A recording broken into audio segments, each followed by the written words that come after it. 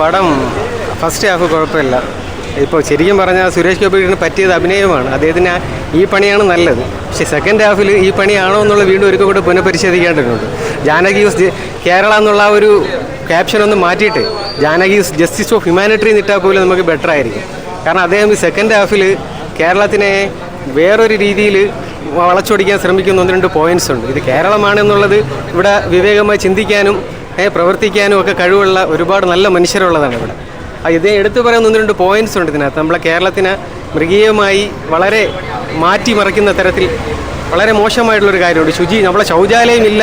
ഈ കേരളത്തിൽ ഏതെങ്കിലും ഒരു കുടിലെങ്കിലും ശൗചാലയം ഇല്ല എന്നുള്ളത് ചൂണ്ടിക്കാണിക്കാൻ ഈ പറയുന്ന സുരേഷ് ഗോപി ചേട്ടന് ഈ പടത്തിലൂടെ അദ്ദേഹം അവതരിപ്പിച്ച് ഫലിപ്പിക്കാൻ ശ്രമിക്കുന്ന അദ്ദേഹത്തോട് വെല്ലുവിളിച്ചുകൊണ്ട് ചോദിക്കുകയാണ്, ഇത് കേരളമാണ്. ഈ കേരളത്തിൽ എവിടെയെങ്കിലും ഏതെങ്കിലും ഒരു കുടിലെങ്കിലും ഒരു ശൗചാലയം ഇല്ല എന്നുള്ളത് നിങ്ങൾക്ക് താങ്കൾക്ക് ചൂണ്ടിക്കാണാൻ സാധിക്കുമോ?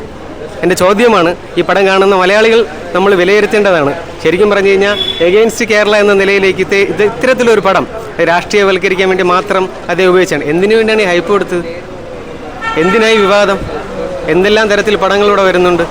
എന്തിനാ ഹൈപ്പ്? അങ്ങനെ വിവാദത്തിൻ്റെ ആവശ്യമില്ലായിരുന്നു ഒരിക്കലും. കാരണം വിവാദം എന്തിനാ? അവരുടെ പ്ലാൻ എന്താണെന്നറിയാമോ? കുറേ ഹൈപ്പ് കുറച്ചുകൂടെ കിട്ടിക്കൊണ്ട് ജനങ്ങളുടെ ഇടയിലേക്ക് ഇതൊരു ചോദ്യചിഹ്നമേ മാറട്ടെ എന്നുള്ള നിലയിലേക്കാണ്. പിന്നെ ആക്ഷനൊന്നും ലാലേട്ടന് അത്ര കാലൊന്നും കൈകാലൊന്നും എടുത്ത് പൊക്കാനുള്ള കപ്പാസിറ്റി ഒന്നും തൽക്കാലം നമ്മൾ സുരേഷ് ഗോപിന് ഇല്ല എന്നുള്ള വിവരം ഒരിക്കൽ കൂടെ പറയുകയാണ്. താഴെ ഒരുപാട് കമൻസ് വരും.